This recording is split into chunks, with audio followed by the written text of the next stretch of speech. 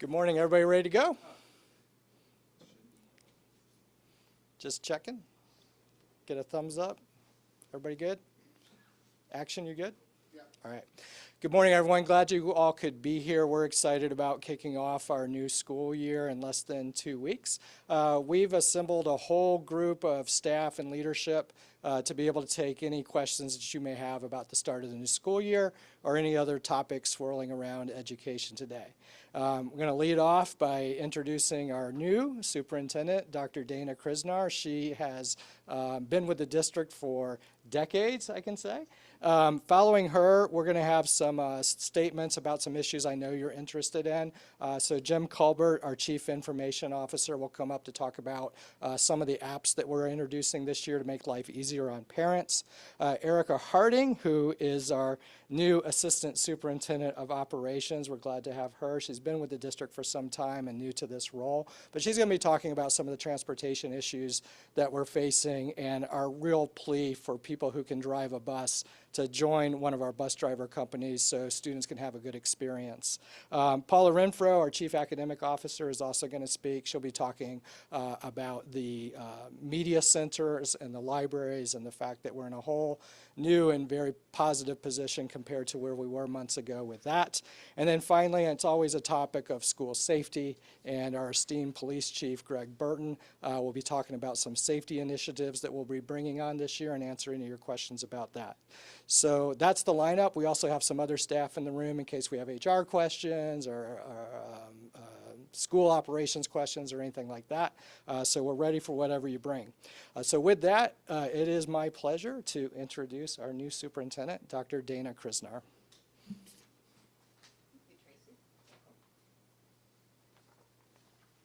Good morning. I'm excited to be here, and I want to thank you for coming even after 37 years, decades, yes.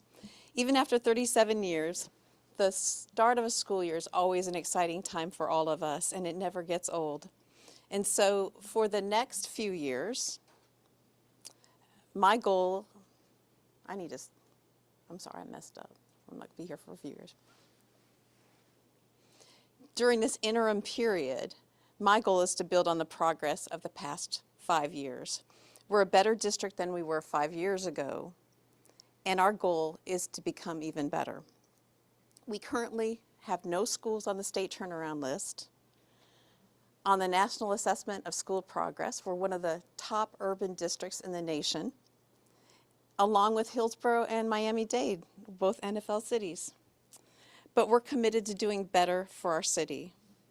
So the Jaguars, under the leadership of Trevor Lawrence and Doug Peterson, they've made amazing progress, and I think that our city deserves the same. I'm confident that we can do the same for our school district as our Jags have done for our city.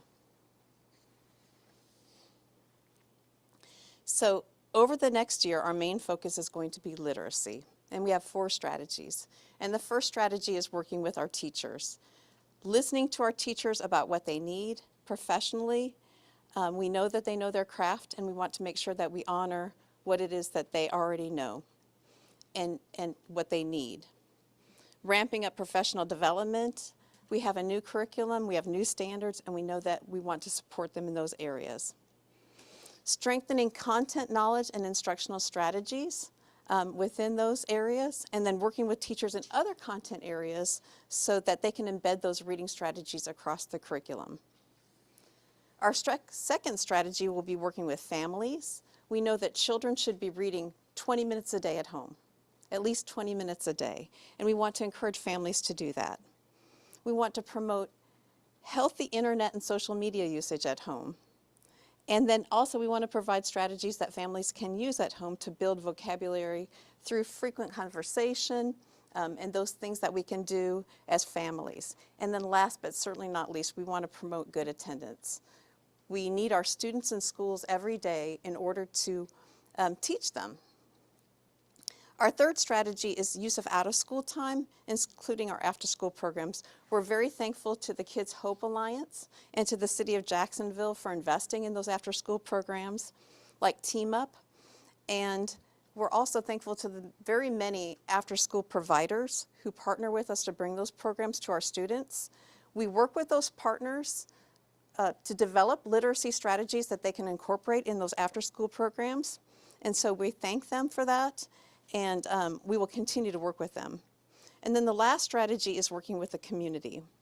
Jacksonville is an amazing place to live, as my home for 38 years, and our community partners in the work are equally amazing. We'll be working with Read Jacks on a community-wide initiative to improve literacy for all of our children. And then we'll be working with our community partners to bring literacy resources into the homes of our students, particularly where students may have limited access to high-quality books. And then we're also hoping that there will be a revitalization of the Jacksonville Journey to bring a new focus community-wide on literacy.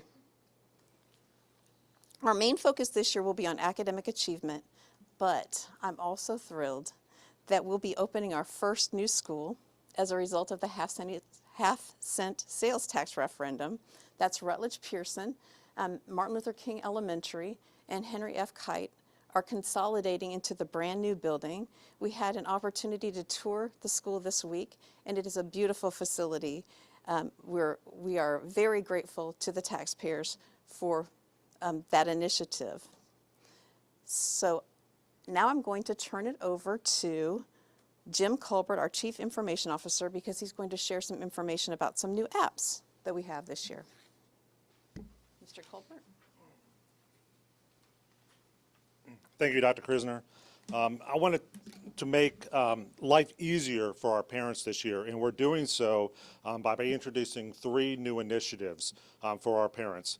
We have a new mobile app called Blooms, and this is for parents, and it's going to unify our communication that's coming from our schools and from our teachers to our parents. The one single app that we're going to have across all the district. So in the past, you may have used one app for at one school, and another school may be using one app. In this case, it's going to be one simple app called Blooms that we will be able to communicate from the parents to the teachers, unify all across all districts. Additionally, we're going to launch a new dismissal app this year called Pick My Kid. This will speed up the process when your students arrive at when you arrive at the school to pick up your students, and then it will actually notify the parent who picked up the student and at what time. Elementary school parents will also be receiving notifications from a new positive behavior module that's included in Pick My Kid. Both apps require a parent account, so this is really important. So if you don't have your parent account or you haven't used it in a while, please check the district website. It will give you instructions on how to make sure that your parent account is there. You can log in and make sure all your information is updated and correct, your email address, your phone number, so that way we can communicate with you this year. Don't download any of the apps until the school notifies you that they're ready to do so, and we are going to preload those students that are adjusted to your parent account into the application. So all that will require for you to do as a parent, sign on with your parent single sign-on account, and all the students will be loaded. We are issuing new smart ID cards this year, and this system will allow students to very quickly tap on and tap off the bus so that we know that the students are on and off, that will allow them securely to purchase lunch, check out books, check out their laptops, and it's a very simple device. Now, these cards have no capability of tracking any of our students. In fact, this is the same technology that's been used in hotel room keys for the last 15 years. Thank you.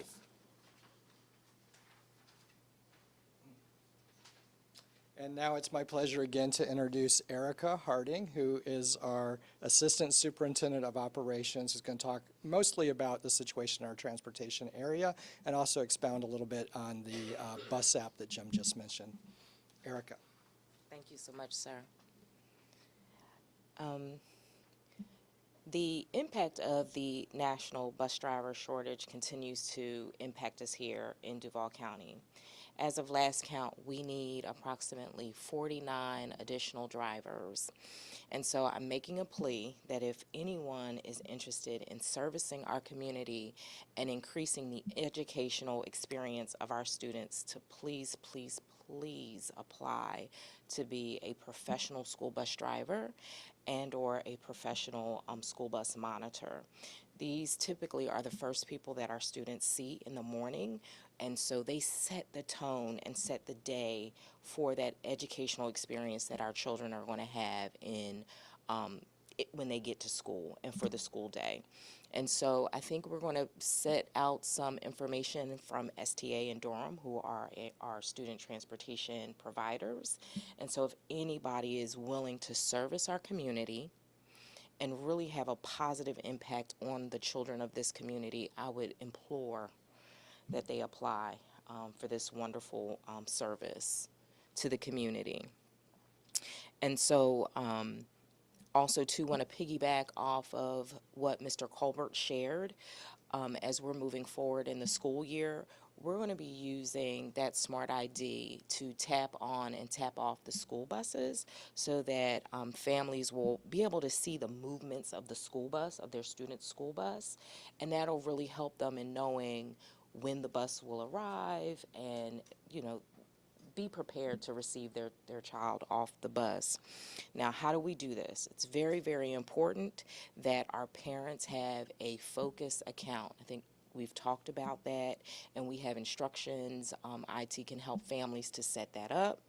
And then also, too, we're asking this year again that parents register their students for transportation.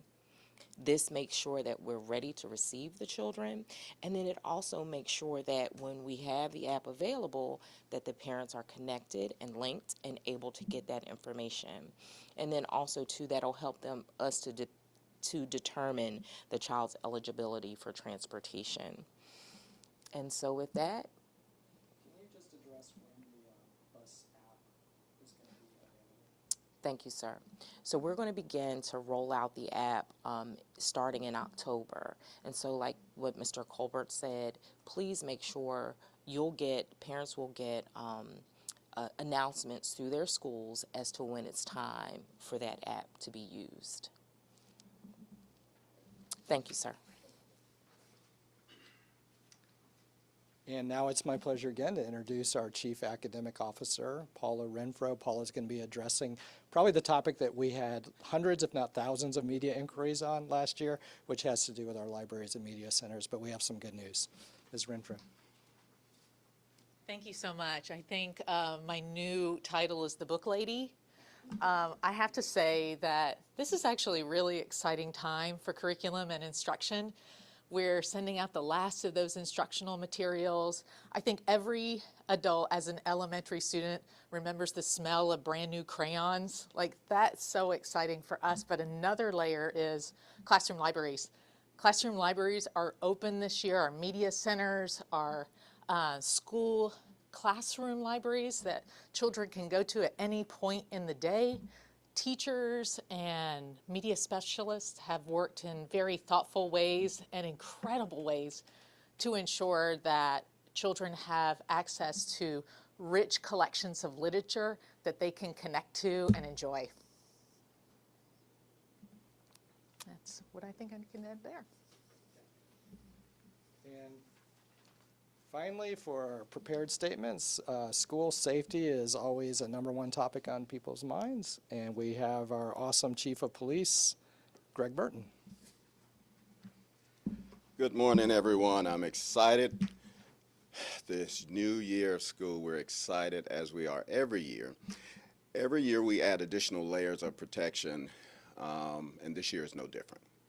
This year we have fully installed the Evolve weapon system, and that system has been installed at every high school.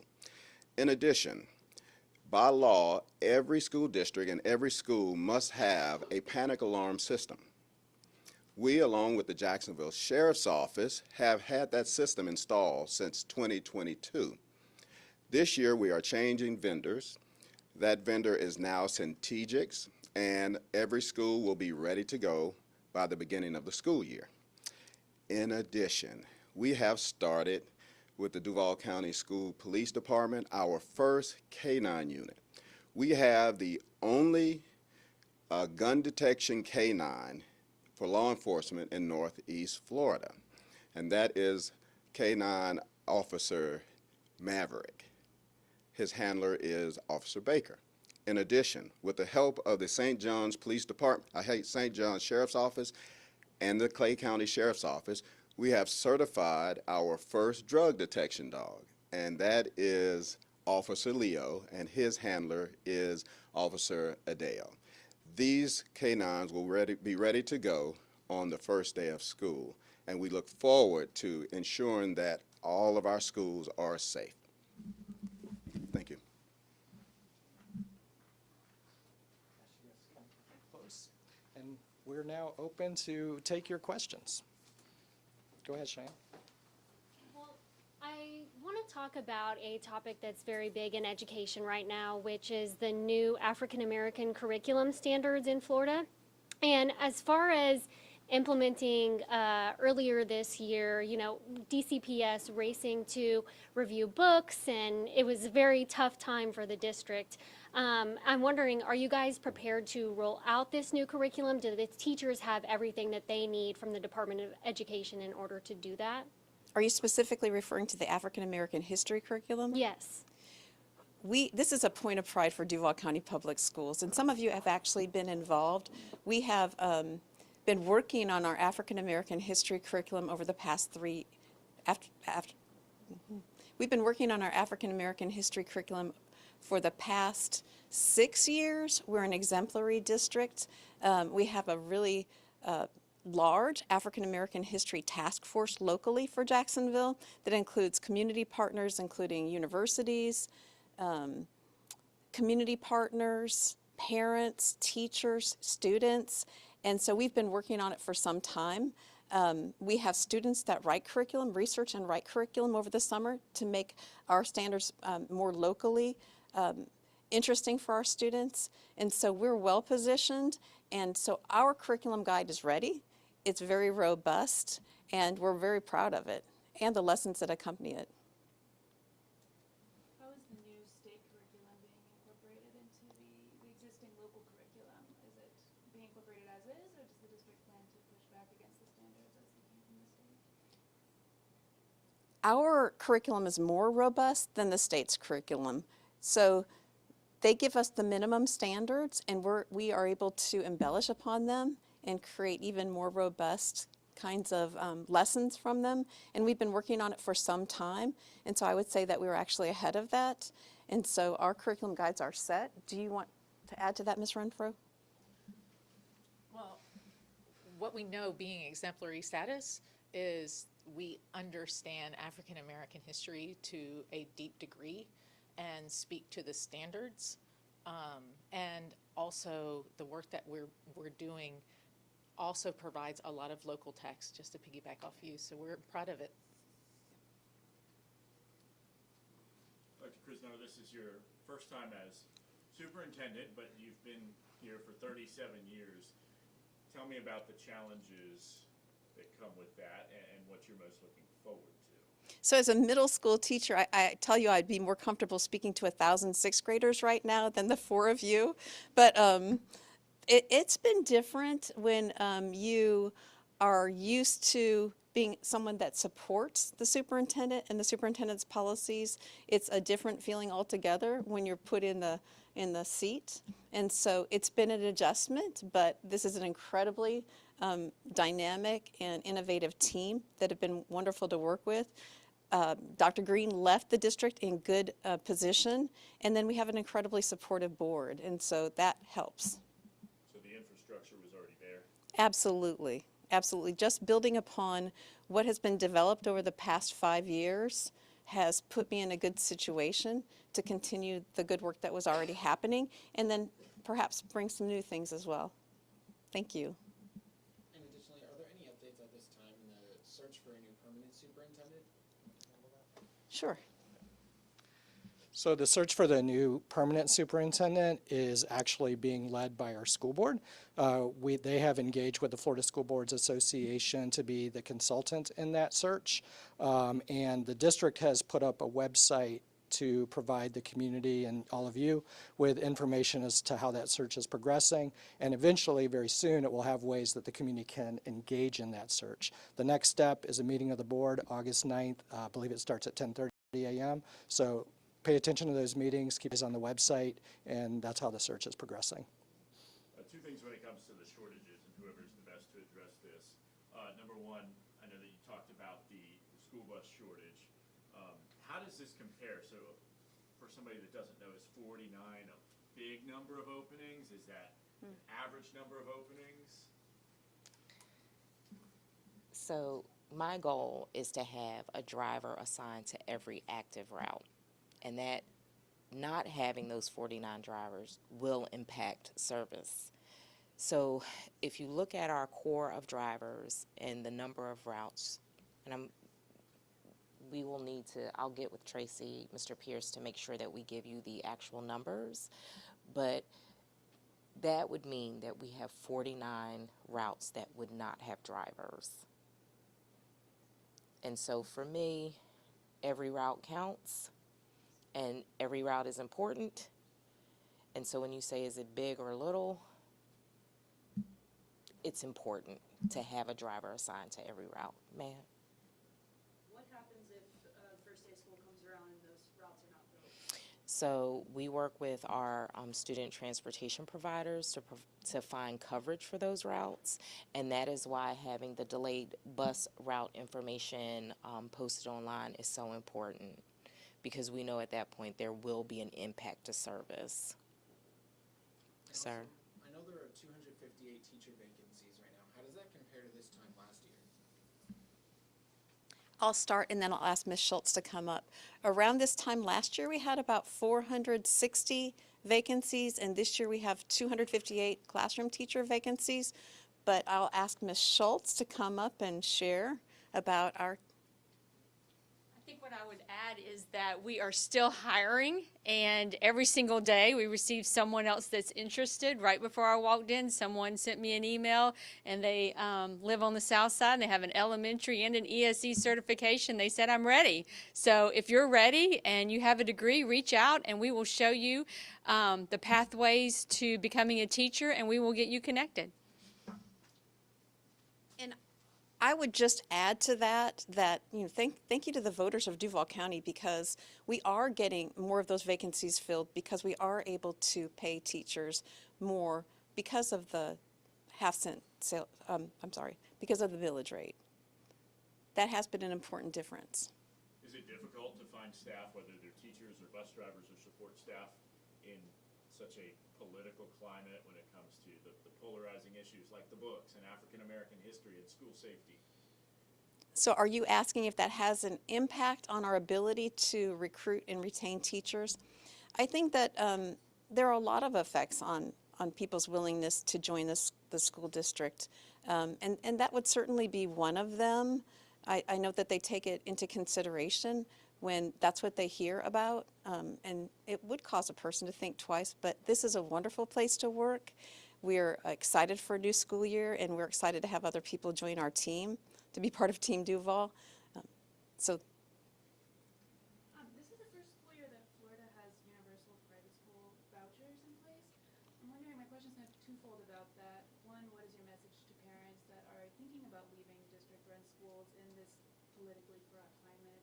And two, do you anticipate any impacts on budget or enrollment with HB 1 taking effect?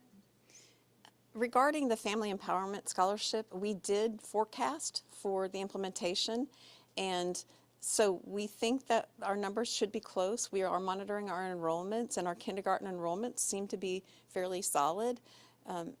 In terms of impact, we do anticipate a number of homeschool students and private school students that are already doing that to apply for those scholarships, but we will know soon, and we will definitely monitor that.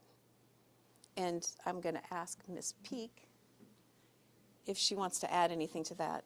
Ms. Peak is, Sharwanda Peak is our school choice assistant superintendent, and she may want to add to that.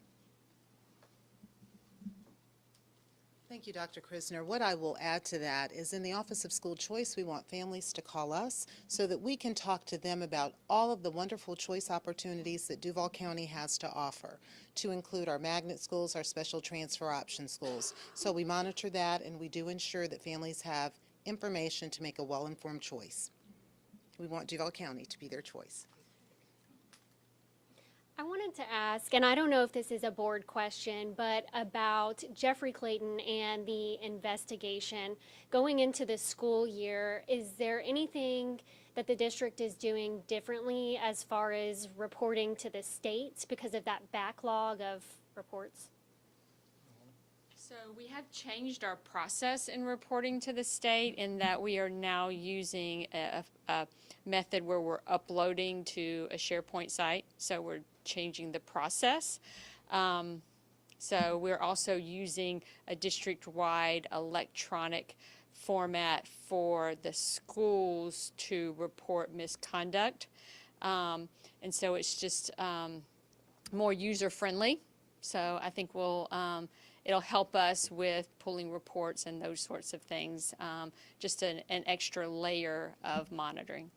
Is there a physical person assigned to monitor that electric format for when So, come in? so it's a little complicated now in the system we have some automatic emails that are generated when I'll give you a quick example. So if I'm a principal and I start working on a misconduct reporting form, but then I'm distracted because I have 3,000 kids in my school, right? If I don't finish that misconduct reporting form, it's going to email me every single day until I either finish it or delete it because it's been cleared up, it was a misunderstanding, that sort of thing. So now we have some systems in place to help, and that's just one example. Are students still being interviewed for the investigation, or has that wrapped? So it's an ongoing process right now, and so students have been out for the summer. So I think if there's any more to occur, they would probably occur after the students return. But again, the whole case is still active and ongoing. I want to emphasize that investigation is being handled through the Office of General Counsel, so specific questions to that would go to them. It being an ongoing investigation, I'm not sure how much they would be able to give you, but that still is in the domain of the Office of General Counsel. Ms. Renfro, can I follow up with the book question? I think the last update I saw from the district was that there was about 165,000 books approved. What is the status on the rest of the books that were in the district last year? Sure. So there have been well over 100,000 books approved. And when we think about the approval process and opening for the new school year, especially as an example of a classroom library. So a classroom library typically has anywhere from 150 to maybe 300 books. If you take that into consideration, it's highly likely that those book titles have been approved. If there is a book title that hasn't been approved, that a classroom teacher is bringing from the summer, a great new summer read they found, they can easily scan it into an internal app that we have, and it alerts our media specialists to review the book. And the review and approval time has been very quick. So we expect to continue that. In terms of reviewing books, this is a new way of work. This is something that will be ongoing. If we receive a donated book or a new book, that's what we'll do. We'll review books. Is that app new that teachers and librarians are using? So the application that we currently use, we launched at the end of February. So we've been scanning books and engaging that automated process since the springtime. And I'll say that between IT and academic services, they're being very modest. They actually created the app because in the absence of one that's available commercially or from the state, we took the initiative and actually developed our own. And so we're actually ahead of the game in terms of scanning compared to other large districts. And so we're very proud of that. And we are going to be uploading those book lists, those classroom library book lists, and the libraries are already available online. So they'll be available when we start school.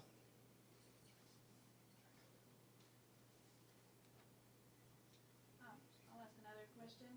What is the district's relationship with the Department of Education like right now? I know there was some criticism from the Department of Education last year about school safety, reporting issues with misconduct. There was some pushback from the state about the district's book review process. How do you feel the district's relationship with the State Department of Education is at this moment? I have had no issues with the Department of Education at the state level as a district leader. My interactions with the state leaders have been very positive thus far, and so expect to continue. And do we have a guest? Did we just have a guest arrive?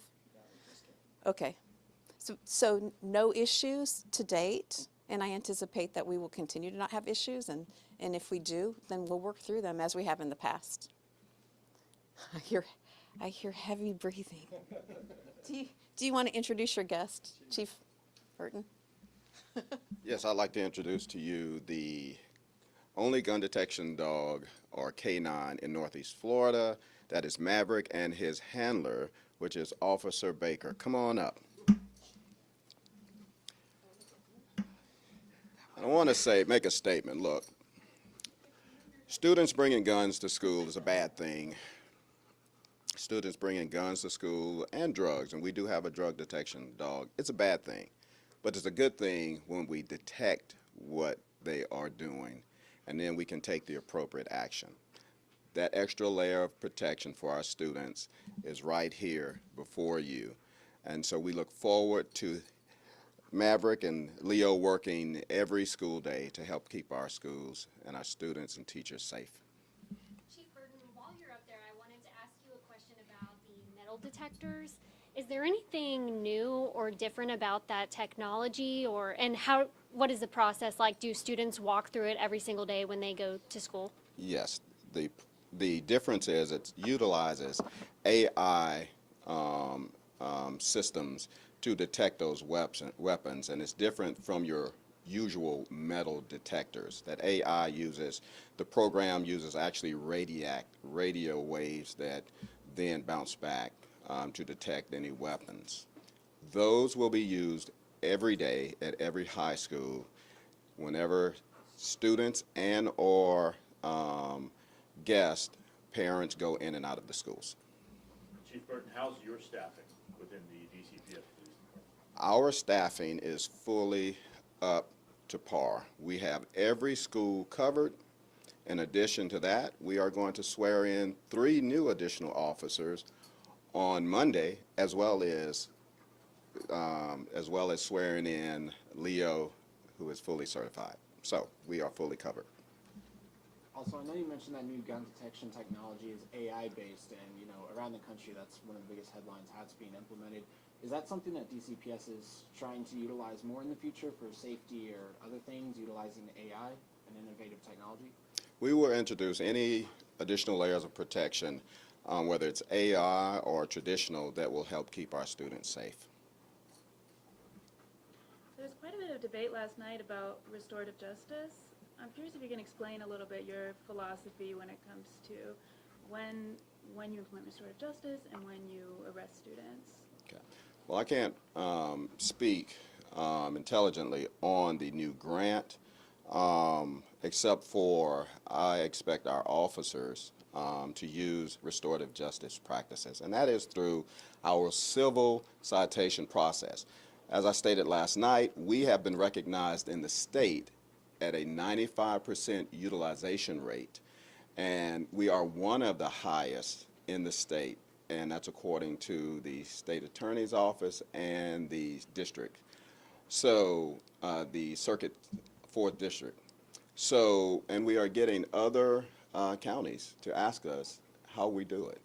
So as far as restorative justice goes, our officers look at every case to determine if we can use other means than arrest. But if we need to make the arrest, we will do that.